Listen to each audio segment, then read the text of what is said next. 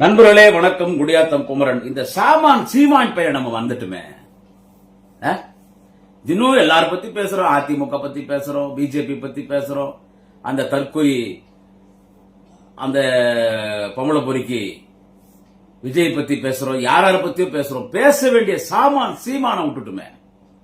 இருக்கிறதுலே நம்பர் 1 ஆபத்தான ஆள் யாருன்னு கேட்டா தமிழ்நாடு அரசியல்ல அந்த சாமான் தான். நம்ம நிறைய பேசிட்டு இருந்தோம். அவனை நிறைய பேசிட்டு இருந்தான். நம்ம சேனல்ல சீமானை வெற்றி செய்வோம். சீமானு சாட்டை துரைமுருகன் அந்த கம்பெனி வெற்றி செய்வோம். இப்ப நம்ம டோட்டலா அந்த கம்பெனி பேசவே இல்லை. ஏன்னா அவன் அரசியல் ஃபீல்ட்ல இல்லைன்னு நினைக்கிறோம். அதான் தவறு. ஏன்னா இந்த குடிகார பொம்பளை பொறுக்கி இந்த நாதாரி இருக்கிறான் இல்ல, ஒரு மனித ஜென்மத்துக்கே லாயக்கு இல்லாத இந்த விஜய்னு ஒரு நடிகர், அவன் வந்த பிறகு அவன் செய்தி பேசுறதுக்கே நமக்கு சரியா இருக்கு. அடுத்து அப்பப்ப கொஞ்சம் எடப்பாடி பத்தி பேசுறோம், பிஜேபி பத்தி பேசுறோம். ஆனா பேச வேண்டிய ஒருத்தனை பத்தி நம்ம பேசல. யாருன்னா அவன் தான் சாமான். உலகமகா பொம்பளை பொறுக்கி யாருன்னா அவன் சாமான். உலகமகா கேப் மாதிரி முள்ள மாதிரி முச்சோக்கி களவாணி பேமானி ஜாடு மாடு பாடுகா லக்காடி பாடு யாருன்னா அவன் சீமான். உலகமகா குடிகார யாருன்னா அவன் சீமான். முக்கியமா பொம்பளை பொறுக்கி பல பெண்கள் வாழ்க்கையில விளையாடினவன். இன்னைக்கும் ஒரு பெண் பெங்களூரில் இருந்து விஜயலட்சுமி என்கின்ற ஒரு அபலை பெண் இன்னைக்கும் எங்க அக்காவோடு ஒரு பேராலிஸ் பேஷண்ட் எங்க அக்காவோடு சீமானால இன்னைக்கு நான் நடுத்தரவு நிக்கிறேன். இன்னிலிருந்து இன்னைக்கு வரைக்கும் பெங்களூர்ல இருந்து வீடியோ போட்டுட்டு இருக்காங்க. இந்த சாமானால குறைஞ்சபட்சம் நான் தமிழ்நாட்டுக்காவது வந்துடுறேன். சிஎம் ஸ்டாலின் சார்ட்ட சொல்லுங்க, நான் தமிழ்நாட்டுக்காவது வந்துடுறேன்னு. பாவம் அந்த சகோதரி விஜயலட்சுமி அங்கிருந்து குரல் கொடுக்குறாங்க. திமுக கூட ஆதரவு கொடுத்துருக்காங்க. இப்படி இவனால பாதிக்கப்பட்டவங்க பலர். யாரால? சாமானால பாதிக்கப்பட்டவங்க பலர். இப்ப நம்ம அவனை பத்தி பேசுறது இல்ல. கேட்டா அவன் அரசியல் களத்திலே இல்லப்பா, அவன் தேர்தல் களத்திலே இல்லன்னு சொல்றோம். நம்ம தவறான தகவல். அவன் களத்திலே இல்லன்றோம். ஆனா அவன் தேர்தல் களத்துல விஷத்தை கலக்கிறவன் யாருன்னு கேட்டா அவன் சாமான். இதை எல்லாரும் உன்னிப்பாக கவனிக்கணும். அவன் தமிழக அரசியல்ல விஷத்தை கலக்கிறவன் யாருன்னு கேட்டா ஒரு விஷ ஜந்து அந்த சாமான். நீங்க என்னன்னு கேட்கலாம். இத பாருங்க, அவன் ஒரு தேர்தலையும் 234 தொகுதியிலும் வேட்பாளர் போடுறான். ஒரு வருஷத்துக்கு முன்னாலே வேட்பாளர் அறிவிக்க ஆரம்பிச்சிடறான். ஒரு வருஷத்துக்கு முன்னாலே. இன்னும் 2 வருஷம் போச்சுன்னா பார்லிமெண்ட் எலெக்ஷன் இப்ப வேட்பாளர் அறிவிச்சிருவான். ஆனா இனிமே அவனுக்கு வேட்பாளர் கிடைக்க மாட்டாங்க. புரியுதுங்களா? இனிமே அவனுக்கு வேட்பாளர்ல கிடைக்க மாட்டாங்க. இப்பவே கஷ்டப்பட்டு வேட்பாளரை கிடைச்சி பொறுக்கி போட்டிருக்கிறான். ஏன்னா நின்னு தோக்கிறதுக்கு எவன் தான் முன்னுக்கு வருவான். ஆனா வருஷம் வேட்பாளர் போனா பிரச்சாரத்தை ஆரம்பிச்சிட்டான். திருத்தணியில பிரச்சாரத்தை ஆரம்பிச்சான். 2 நாளா பிரச்சாரத்துக்கு போயிட்டு இருக்கான். 2 நாளா பிரச்சாரத்துக்கு போயிட்டு அவன் எப்படி பேசுவான் பிரச்சாரத்துலன்னு தெரியும். அவன் பிரச்சாரத்துல பொய்யா பேசுவான். இப்போ இவன் எப்படி பேசுவான் என்ன இது அதெல்லாம் ஒரு பக்கம் இருக்கட்டும். இவன் சாமான் என்ன பண்ணிட்டு இருக்கான்? போன தேர்தல் வரைக்கும் 8% ஓட்டு வாங்கலாம். நான் ஓட்டுக்கு காசு கொடுக்க மாட்டேன், நான் குவார்டர் பாட்டில் வாங்கி கொடுக்க மாட்டேன், சோறு போட மாட்டேன், எந்த இலவசங்கள் கொடுக்க மாட்டேன், தேர்தலுக்கு எந்த இலவச திட்டங்கள் அறிவிக்க மாட்டேன், வந்தா கலைஞர் சமாதி அடிப்பேன், எம்ஜிஆர் சமாதி அடிப்பேன், ஜெயலலிதா சமாதி அடிப்பேன், கலைஞர் சிலை ஒடிப்பேன், தலைவர்கள் சிலை ஒடிப்பேன். பைத்தியக்காரத்தனமா பேசிட்டு இருக்கான். அவன் பின்னால ஒரு பைத்தியக்கார கூட்டம் போயிட்டு இருக்குது. என்ன இவன் யாரு? என்ன இவன் யார? சாமான் யார்? இவன் ஒரு தொகுதியில கூட டெபாசிட் வாங்க முடியாது. இந்த முறையில 2000க்கு மேல வாங்க மாட்டான். போன முறை வாங்கினான் கடைசியா 8% ஓட்டு. இந்த முறை 3ல இருந்து 3.5% ஓட்டு வாங்குறது பெரிய விஷயம். ஏன்னா இவனுடைய 8%த்துல அப்படியே 4ல இருந்து 5% சாமான் வாங்கின 8%த்துல அப்படியே 4ல இருந்து 5% விஜய் வாங்க போறான். இப்ப விஜய் வாங்க போற வாக்கு சதவீதமே யாருதுன்னு கேட்டா நம்ம திமுக அது கிடையாது. விஜய் வாங்க போற வாக்கு யாருடைய வாக்கு சதவீதம் வாங்குறான்னு கேட்டா சாமானுடைய வாக்கு சதவீதம் தான் வாங்க போறான். இந்த தேர்தல் 8% வாங்குவானான்னு கேட்டா 2ல இருந்து 3% மேல இந்த தேர்தலில் சாமான் வாங்க மாட்டான். ஆனா 234 தொகுதியிலும் அவன் கேண்டிடேட்டை போடுறான். அவன் இந்த தேர்தலில் கூட எடப்பாடி பழனிசாமி கிட்ட போயிருந்தா கூட அது 8% ஓட்டு வச்சிருக்கிறதுனால குறைஞ்சது எதுக்கும் உதவாத செத்து போன பாட்டாளி மக்கள் கட்சிக்கு 17 சீட்டு கொடுத்தாரு எடப்பாடி பழனிசாமி. பாட்டாளி மக்கள் கட்சி ஒண்ணு கூட ஜெயிக்கா தமிழ்நாட்டில். அது நீங்க எலெக்ஷன் ரிசல்ட் வந்த பிறகு தெரியும். ஏற்கனவே பாமக வாக்கு வங்கி காலி. பாமக பெல்ட்ல தான் போய் விஜயகாந்த் கட்சி ஆரம்பிச்சு எம்எல்ஏ ஆனார். பாமக பெல்ட்ல தான் போய் கட்சி நடத்துறான் விஜய். அங்கதான் மாநாடு போடுறான் விக்கிரவாண்டியில. ஆச்சுங்களா? பொதுவாக பாமகக்கு 17 சீட்டு கொடுக்கிறாரு, கோடிக்கணக்கில் பணம் கொடுக்கிறாரு, ராஜ்யசபா சீட்டு கொடுக்கிறாரு எடப்பாடி பழனிசாமின்னா, இந்த தேர்தலில் சீமான் போயிருந்தான்னா 20 சீட்டும் கொடுத்திருப்பார், ராஜ்யசபா எம்பியும் கொடுத்திருப்பார், பணமும் கொடுத்திருப்பார். ஆனா அவன் என்னடான்னா, நான் யாரு கூடயும் போக மாட்டேன், என்னைக்கு என்றால் தனித்து நிற்பேன், நான் இந்த நாட்டுக்கு முதலமைச்சர் வருவேன்னு சொல்றான். இது நடக்கிற காரியமாங்க? கமெண்ட்ல சொல்லுங்க. அவன் இந்த நாட்டுக்கு முதலமைச்சரா வர்றது நடக்கிற காரியமா? அப்ப அவனுக்கு பதவி ஆசை இல்லையா? அப்ப அவனுக்கு பண ஆசை இல்லையா? அவனுக்கு பொன்னாசை, பெண்ணாசை, மது ஆசை, உல்லாச வாழ்க்கை ஆசை எதுவுமே சீமான் சாமானுக்கு இல்லையா? வக்காலி அவனுக்கு எல்லாமே இருக்குது. ஷார்ட் அண்ட் ஸ்வீட்டா சொல்லிட்டா. இன்னைக்கு அரசியல் சொல்லல, தேர்தலில் நின்னா ஓட்டுக்கு பணம் கொடுத்து பழகிட்டோம். ஓப்பனா பேசிடுவோம். ஓட்டுக்கு பணம் கொடுத்து பழகிட்டோம். ஜனம் என்ன பண்றான்? யாரு காசு கொடுத்தாலும் வாங்கிக்கிறான். யாரு காசு கொடுத்தாலும் வாங்கிக்கிறான். கொடுக்கலன்னா ஏன் கொடுக்கறன்னு கேக்குறான். எல்லா கட்சிக்காரும் போன் பண்றான். இப்ப எங்க தெரு இருக்குன்னு வச்சுங்க. எங்க தெருவில் எங்க ஏரியால, நான் இருக்கிற தெரு ஏரியால ஒரு 400 வீடு இருக்கு. இந்த 400 வீட்டுல திமுக, அதிமுக, பாஜக கட்சி, இப்படி விஜய் கட்சி, இப்படி எல்லா கட்சி ஆட்கள் இருப்பாங்க. இதுல பவரா இருக்கிறது திமுக, அதுக்கு அடுத்து அதிமுக. திமுக கூட்டணி, அதிமுக கூட்டணி. எலெக்ஷன் 4 நாள் இருக்கும்போது காசு வரலன்னா இவன் பொதுமக்கள் என்ன பண்றான்? அந்த ஏரியால கட்சிக்கார நம்பர் தெரியல, போன் போடுறான். எல்லா கட்சிக்காரும் போன் போடுவான். என்ன இன்னும் பணமே கொடுக்குது, எங்க வீட்டுல 6 ஓட்டுக்குது, கொடுப்பா, நான் உனக்கு தான் போடுறேன்னு 4 கட்சிக்காரங்கிட்ட. இப்ப 4 கட்சிக்கார பணம் கொடுக்கலான்னு வச்சுங்க. 4 கட்சிக்காரனுக்கும் போன் பண்ணி 4 கட்சிக்காரங்கிட்ட பணம் வாங்கிக்குவான். மனசாட்சிக்கிறவன் என்ன பண்ணுவான்? 5 ஓட்டுக்குதுன்னா அவன் ரொம்ப பிடிச்ச கட்சிக்கு 2 ஓட்டு போட்டுருவான். மீதி ஒரு கட்சிக்கு ஒரு ஓட்டு போட்டுருவான். இல்ல பக்க திமுக காரனா இருந்தா திமுக போடுவான், அண்ணா திமுக இருந்தா அண்ணா திமுக போடுவான். ஆனா எல்லார்ட்டையும் பணம் வாங்கிக்குவான். இது பழகியாச்சு. இது ஒண்ணும் செய்ய முடியாது. இது ஒண்ணுமே செய்ய முடியாது. ஆனா கட்சிகள், அரசியல் கட்சிகள் ஓட்டுக்காக பணம் கொடுப்பாங்க. எனக்கு ஓட்டு போடுன்னு ஓட்டுக்கு பணம் கொடுப்பாங்க. அதை நிறுத்தணும்னா ஒரே ஒரு வழிதான் இருக்குது. நான் இந்த துண்டு போட்டு எங்க தலைவர் படம் வச்சுன்னே பேசுறேன். ஒரே ஒரு வழிதான் இருக்குது. எலெக்ஷன் கமிஷன் ஸ்ட்ரிக்டா சொல்லணும், எந்த அரசியல் கட்சியும் ஓட்டுக்கு பணம் கொடுக்க கூடாது. தேர்தல் நேரத்தில் இலவசங்கள் கொடுக்க கூடாது.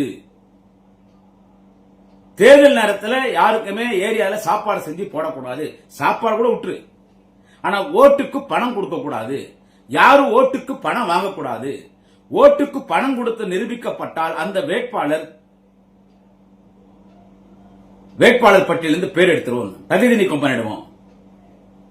நீ வேட்பாளரே கிடையாது, தகுதி நீக்கம் பண்ணிடுவோம். அதே மாதிரி வாக்காளர் பணம் வாங்குறது நிரூபிக்கப்பட்டால் ரேஷன் கார்டு ரத்து பண்ணிடுவோம், ஓட்டர் ஐடி ரத்து பண்ணிடுவோம், பேன் கார்டு ரத்து பண்ணிடுவோம், ஆதார் கார்டுல இருந்து பேர் எடுத்துருவோம். இப்படின்னு ரொம்ப ஸ்ட்ரிக்டா இந்தியன் தேர்தல் கமிஷன் கொண்டு வந்தா, not only Tamil Nadu, all over India, இப்படி ஸ்ட்ரிக்டா கொண்டு வந்துடணும். பணமே வாங்கக்கூடாதுன்னு ரொம்ப ஸ்ட்ரிக்ட் பண்ணிட்ட பாரு. யாருமே பணம் கொடுக்கலன்னா, யாருமே பணமே கொடுக்கல, பணமே யாருமே கொடுக்கல, மக்களுக்கு யாருமே பணம் கொடுக்கல, ஓட்டு மட்டும் கேட்கறாங்கன்னா இந்த உலகம் அழிற வரைக்கும் திமுக தான் ஆட்சிக்கு வரும். இந்த உலகம் அழிற வரைக்கும் திமுக தான் ஆட்சிக்கு வரும். இந்த மண்ணுலகில் தலைவர் தளபதி ஸ்டாலின் வாழும் வரை அவர்தான் முதலமைச்சர். 100 ஆண்டுகள் தாண்டி வாழ்வார். 100 ஆண்டுகள் தாண்டி அன்பு தலைவர் தளபதி ஸ்டாலின் தான் முதலமைச்சர். திமுக அண்ணன் உதயநிதி ஸ்டாலின் எப்படி திமுக தொடர்ந்து ஆட்சிக்கு வரும். ஓட்டுக்கு பணமே கொடுக்க கூடாத ஒரு சட்டத்தை கொண்டு வந்தா, அப்படி இந்தியா முழுவதும் திமுக போன்ற நல்ல இயக்கம், மக்களுக்கான இயக்கம், தலைவர் தளபதி ஸ்டாலின் போல் மக்களுக்கான தலைவர்கள் மட்டும்தான் ஆட்சி பொறுப்பில் வருவார்கள். ஆனா இப்ப அப்படி இருக்குதா? ஏன் இவ்வளவு விஷயத்த சொல்றோம்னா, எலெக்ஷன்ல நிக்கிறதுக்கு ஓட்டுக்கு பணம் கொடுப்பாங்க. ஆனா இந்த உலகத்திலேயே யார் கூட கூட்டணி சேராம 234 தொகுதியிலும் என்கிட்ட பலிகடா இருக்குது. 234 தொகுதியிலும் என்கிட்ட பலிகடா இருக்குது. அதனால நான் வேட்பாளர் போடுவேன். யாரு கூட கூட்டணி சேராம நான் ஓட்ட பிரிகிறேன்னு கிட்டத்தட்ட ஒரு 500 கோடி 1000 கோடி ரூபாய் பணத்தை வாங்கிக்கின்னு, என்னது அரசியல் கட்சி கிட்ட பணத்தை வாங்கிக்கின்னு தேர்தலில் நிக்கிறதுக்கு பணம் வாங்குற ஒரே கட்சி உலகத்துல நாம் தமிழர் கட்சி சீமான் சாமான் இவன் ஒருத்தன் தான் தேர்தலில் நிக்கிறதுக்கு பணம் வாங்கினான். எத்தனை பேருடா தெரியும் அவன் பின்னால போறவங்களுக்கு. நான் இப்ப அவன் சீமான் சாமான பத்தி பேசுறது இல்ல. ஆனா இப்ப திரிய ஆரம்பிச்சிட்டான். திருட்டு ரயில் ஏறி வந்த குடும்பம், திருட்டு ரயில் ஏறி வந்த கும்பல், இதெல்லாம் திரிய ஆரம்பிச்சிட்டான் இப்போ. ஏன்னா இவன் விஜய் பத்தியே பேசினுங்கிறது பெருசா மக்கள் ரசிச்சு கேட்கல. இவன் தொடர்ந்து பேசுறது விஜய் பத்தி தான் பேசுறான். விஜய் பத்தி பேசுறது மக்கள் கேட்கல. ஏதோ அவன் வந்தா அவனை பாக்குறாங்க. அவன் விஜய் வந்தானா அவனை பாக்குறாங்க, ஒரு கூத்தாடிய பாக்குறாங்க, ஒரு ரெக்கார்ட் டான்ஸ் பாக்குற மாதிரி. ஒரு ரெக்கார்ட் டான்ஸ் பாக்குறாங்க இல்ல, ஜனங்க போய் ஆர்வமா ரெக்கார்ட் டான்ஸ் பார்ப்பாங்க. ரெக்கார்ட் டான்ஸ் பாக்குற விதத்துக்கும் கோயில்ல திருவிழால தேர்ல அம்மன் வந்தா அம்மனை பாக்குற விதத்துக்கும் வித்தியாசம். அம்மனை பார்க்கும் போது பயபக்தியா பார்ப்போம், அம்மனை பார்க்கும்போது பயபக்தியா பார்த்து கும்பிட்டுக்குவோம், அம்மன் கிட்ட கோரிக்கை வைப்போம். ரெக்கார்ட் டான்ஸ் பார்க்கும்போது காம கண்ணோட்டத்தோடு பார்ப்பான். ரெக்கார்ட் டான்ஸ் அவ அரைகோரியா ஆடுவா, இழந்த பழம் அந்த ரெக்கார்ட் டான்ஸ் பாக்குறது. அந்த மாதிரி விஜயை பார்க்கறதுக்கு போற கூட்டம் எல்லாம் ரெக்கார்ட் டான்ஸ் போற கூட்டம் மாதிரி. ஆனால் திமுகக்கு சேர்கிற கூட்டம் கோயில் தேர் அம்மன் சாமியை கும்புற மாதிரி, முருகன் சாமியை கும்புற மாதிரி திமுக வர கூட்டம். எனவே இவன் தொடர்ந்து விஜயை பேசுறது மக்கள் ரசிக்கல. இப்ப என்ன பண்ணிட்டான் இவன் சீமான் சாமான், திமுக பேச ஆரம்பிச்சான். திமுக பேசுறான், இலவசங்கள் திமுக தேர்தலுக்கு அவனே சொல்றான், இதெல்லாம் கொடுத்தா நீ வாங்கி ஓட்ட போட்டுருவியா, இவ்வளவு சலுகை கொடுத்தா இதுக்கு பணத்துக்கு எங்க போவான், இவன் இலவசமா கொடுப்பான், ஆனா இவன் பணத்துல வாங்குவான் அப்படின்னு பைத்தியக்காரத்தனமா. மாடு மேய்க்கிறவன் நான் ஆட்சி கொண்டா, மாடு மேய்க்கிறவன் கவர்மெண்ட் வேலை, ஆடு மேய்க்கிறவன் கவர்மெண்ட் வேலை, விவசாயி கவர்மெண்ட் வேலை, நான் அத்தை பண்ணுவேன் இத்த பண்ணுவேன் பைத்தியக்காரத்தனமா பேசுறான். இத்த நின்னு 10 பேர் கேக்குறீங்க, 10 பேர் கேட்கறது இருக்கட்டும். ஏன் உன்னை பலிக்கடவை நிக்க வச்சுக்கிறானே, உண்மையில உன்னை பார்க்கும்போது எனக்கு பெருமையா இருக்கு. ஏன்னா எனக்கு 50 வயசு ஆயிடுச்சு. நான் 1992 பெங்களூர்ல இருந்து வந்தாங்க. 30 வருஷத்துக்கு மேல நான் அரசியல்ல மட்டும் இருக்கிறேன். 30 வருஷமா நான் அரசியல்ல மட்டுமே இருக்கிறேன். திமுக பேச்சாளரா ஒரே கட்சியில பேசிட்டு இருக்கேன். ஒரே கட்சியில விசுவாசத்தோடு பேசிட்டு இருக்கேன். சோ அந்த சீமான் கட்சியில் இருக்கிற வேட்பாளர்களை பார்க்கும்போது உண்மையிலே எனக்கு பரிதாபமா இருக்கு. அங்க விஜய் கட்சியில 4 பேர் தான் பேசுறான். அவன் நாஞ்சி சம்பத்தோட அவன் தேவடியா பையன், அவன் கொள்கை இல்லாதவன். என்ன சொல்றது, அவன் கொள்கை இல்லாதவன், அவன் போகாத கட்சியில் அவன் தேவடியாவோட மோசமானவன். மீ அந்த கட்சியில பேசுறவன் அவன் ராஜமோகனா இருக்கட்டும், அவன் தாயோலி மணியும் லயோலா மணியும் அவன் பேசுறான். அவன் ஆதவரிச்சினா அவனும் ஒரு தேவடியா பையன், அவனும் விபச்சாரி மகன், அவனும் விட்டு ஒரு 2-3 பேர் 4 பேர் பேசுறா, 2-3 பெண்கள் பேசுறாங்க, அவ்வளவுதாங்க. ஆனா சீமான் கட்சியில எல்லாரும் பேசுறாங்க. சீமான் கட்சியில எல்லா, அதாவது 25 வயசு 30 வயசுக்குள்ள இளம் பெண்கள் சகோதரிகளை வேட்பாளராக நிறுத்துறான். எல்லாமே நல்லாவே பேசுறாங்க, பெருமையா இருக்கு பார்க்கும்போது. எல்லா பெண்களும் தைரியமா மேடையில பேசுறாங்க, மனப்பாடு இல்லாம பேசுறாங்க. திமுக எப்படி அட்டாக் பண்ணணும்னு சொல்லி கொடுக்குறான், அப்படி அட்டாக் பண்றாங்க. அதே மாதிரி இளைஞர்கள், படிச்ச இளைஞர்கள் தான் எல்லா கேண்டிடேட்ஸ் அறிவிக்கிறது எல்லாமே கிராஜுவேட்ஸ் தான். நானே சொல்றேன் 234 போடுறான், எல்லா கிராஜுவேட்ஸ் ஈக்குவல். 50% பெண்கள், 50% ஆண்கள், 50% மேல், 50% ஃபீமேல், எல்லாம் படிச்சவங்க, எல்லாம் குறைஞ்ச வயசு. உண்மையிலே அப்படிப்பட்டவங்க தான் அரசியலுக்கு வரணும். நான் வரவே இருக்கிறேன். ஆனா உங்களால என்ன சாதிக்க போறீங்க? சீமான் முன்னால போய் நீங்கள் எல்லாம் பலிக்கடா, உங்களை காட்டுறான் பாரு எப்படிப்பட்ட வேட்பாளர் அறிவிச்சிருக்கான்னு. ஒரு வேட்பாளரும் ஒரு தொகுதியிலையும் காட்டுறான். காட்டிட்டு இந்த வேட்பாளர் இவ்வளவு ஓட்ட பிரிக்க போறான். 2 கட்சி கிட்ட பேசுவான், ஒரு சிலதால ஓப்பனா பேச முடியாது. அந்த கட்சி ஓட்டை பிரிச்சிருவான். நமக்கு ஒரு 3 கோடி தள்ளி இந்த தொகுதியில, ஒரு தொகுதிக்கு ஒரு கட்சிட்டு 3 கோடி வாங்கிடுறானா, இன்னொரு கட்சிக்கிட்டே அவன் உன் கட்சி உன்னை எதிர்க்கிற அந்த கட்சி ஓட்டை ஆள் பிரிக்க போறான், நீ ஒரு 3 கோடி கொடு, இப்படி பணத்தை வாங்கிடுறான். இப்படி அரசியல் கட்சிகளிடம் தன் வேட்பாளரை காண்பித்து படித்த வேட்பாளரை நிற்க வைத்திருக்கிறேன், அவன் உன்னுடைய வாக்கு வங்கியை பிரிக்க போகிறான். எனவே உன்னுடைய வாக்கு வங்கியை பிரிக்காமல் எதிர்கட்சி வாக்கு வங்கியை பிரித்தால் உனக்குத்தான் பிளஸ் பாயிண்ட், பணம் கொடுன்னு இவங்கிட்ட அப்படி அந்த கட்சிகிட்ட இப்படி சொல்லி, இந்த கட்சிகிட்ட இப்படி சொல்லி அவன் பலிக்கடாவா நிக்க வச்சுக்கிறான். சீமான் சாமான் வேட்பாளர் அந்த சகோதர சகோதரிகள் அவங்கள காமிச்சு பணத்தை வாங்கி கோடி கோடி கோடி கோடி கோடி கோடியா கொள்ளடிச்சு எங்கேயோ போயிட்டு இருக்கிறான். என் தமிழ் சமூகம், இளைய தலைமுறை பலிக்காடா தெருவில் நிக்கிறீங்க. இதுதான் சீமான் கட்சி. இத்தனை நாள் பேசின பதிவிலே நம்ம சேனல்ல இது உருப்படியான பதிவு, இது நிறைய பேர் ஷேர் பண்ணுங்க. ஆமாங்க, சீமான் கிட்ட ஒருத்த போகும்போது போய் ஸ்கூல்ல ஸ்டூடெண்ட் மாதிரி சேர்றாங்க. நானே சொல்றேங்க, ஆரம்பத்தில் நானே அவன் பேச்சு நிறைய கேட்பேன். சீமான் கிட்ட ஒருத்த போகும்போது ஒரு ஸ்கூல்ல ஸ்டூடெண்ட் அவன் ஸ்கூல்ல போய் சேர்றான். ஃபர்ஸ்ட் ஒரு ஸ்கூல்ல துவக்கப்பள்ளியில போய் சேர்ற மாதிரி நாம் தமிழர்ல போய் சேர்றான். ஒரு ஐடியாலஜியா இருக்கான். ஒரு ஐடியாலஜிஸ்ட் ஒரு ஐடியாலஜியா போறான். ஒரு கொள்கைவாதியா ஒரு சித்தாந்தவாதியா போறான். அங்க போய் ட்ரைனிங் எடுக்கிறான். அவன் என்ன நினைக்கிறான்? சீமான் பேசுறதெல்லாம் பார்க்கும்போது இவன் எவ்வளவு பெரிய ஒரு கொள்கைவாதிடா சீமான், என்ன சித்தாந்தம் பேசுறான்டா, இவன் ஒரு தமிழ் தேசியன்டா, இவன் தமிழினத்துக்காக இருக்கான்டா, இலங்கை தமிழர்களுக்காக இருக்கான்டா. ஆனா இவன் இலங்கை தமிழர்கள் பேரை சொல்லி பிச்சை எடுத்து சாப்பிட்டு பல இலங்கை தமிழர் குடும்பங்களை நடுரோட்டு கொண்டு வந்தவன் இந்த சீமான் சாமான் எத்தனை பேருக்கு தெரியும்?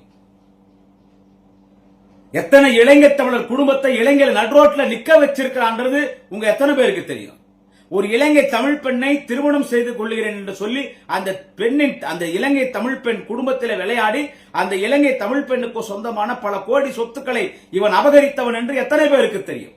நமக்கு தெரிந்து பெங்களூரில் வசித்துக் கொண்டிருக்கிற ஒரு தமிழ் பெண் நடிகை விஜயலட்சுமி, நமக்கு தெரிஞ்சு எத்தனையோ விஜயலட்சுமிகள் இருக்காங்க இவனால பாதிக்கப்பட்டோம். ஆனா நல்லவனா வேஷம் போடுறான். நான் லஞ்சம் வாங்க மாட்டேன், எனக்கு 1000 கோடி தரேன், 2000 கோடி தரேன், துணை முதலமைச்சர் தரேன், 6 மந்திரி தரேன்னு சொன்னாங்க. நான் அதுக்கெல்லாம் ஆசைப்படாம உனக்காக பேசிட்டு இருக்கிற ஒரே ஆள் இந்த சீமான் சாமா. நான் ஒருத்தன் தாண்டா உனக்காக கத்திட்டு இருக்கேன். நான் செத்து போயிட்டா உனக்காக பேச யாரா இருக்கணும்னா நம்மளெல்லாம் சாகடிச்சு நம்ம பணத்து மேல ஏறி நின்று இவன் பொழைக்கிறான்றது எத்தனை பேருக்கு தெரியும்? இன்னைக்கு போய் அந்த கட்சியில சேர்றான் பார். ஆனா தொடர்ந்து அந்த கட்சியில் இருக்கானு கேட்டா இல்ல. இப்போ ஒரு ஸ்கூல்ல போய் சேர்ந்தா அவன் அதிகபட்சம் +2 வரைக்கும் இருப்பான். அந்த ஸ்கூல்னா +2 தான். அவன் காலேஜுக்கு ஸ்கூல் விட்டு வெளியே போய் தான் ஆகணும். அங்க இருக்கிறான். இவன் பேசுறதெல்லாம் கேட்கறான். இவன் +2க்கு வரும்போது இல்ல இவன் 10th வரும்போது நம்ம வாதியார் நல்லவன் நினைச்சோம். இவன் உலகமாக கேப் மாறி முள்ள மாறி முச்சோக்கி பேமானி 420 840 நம்பர் 1 பரதேசி பேவர்சிடா இந்த சீமான் சாமான். இவன் கூட இருக்கக்கூடாது வெளியே வந்துடுறான். இவங்கதான் போய் சேர்றான். இவன் பேர சித்தாந்தம் பேசுறான், திராவிட தமிழ் தேசியம் பேசுறான், நான் அரசியலே அப்பொழு கற்றவன் என்று பேசுகிறான், இலவசங்கள் இருக்கக்கூடாது என்று பேசுகிறான், லஞ்சம் இருக்கக்கூடாது என்று பேசுகிறான், மது ஒழிப்பேன் என்று பேசுவான். இவனே மது குடித்து விட்டு மேடைக்கு வருவான். எவன்லாம் மது ஒழிப்பேன்னு சொல்றானோ அவன் தான் மது பிரியரா இருக்கிறான். குடிகாரன் சொல்லக்கூடாதாமே, மது பிரியர்னு சொல்லலாமே. எவன்லாம் குடி ஒழிப்பேன் டாஸ்மாக் கடையை மூடணும்ன்றானோ அவன் அந்த லக்காடி பையன், அந்த பாமக தலைவர் டாக்டர் அன்புமணி பார், பூர்ண மதுவலுக்கணுவான். அவனே பெரிய குடிகாரன். இந்த விஜய் தற்குறி விஜய்கிறான் பார், நடிகர் பொம்பளை பொறிக்க குடிகாரன் விஜய் பாட்டிலோட மாட்டினான் பார் ஏர்போர்ட்ல. அட்டிவன் சீமான் சாமான் என்ன அவன் பூர்ண மதுவலுக்கு அவனே குடிச்சுதான் வருது. இவன் பேசுறதெல்லாம் பார்த்து ஏமாறுறான்.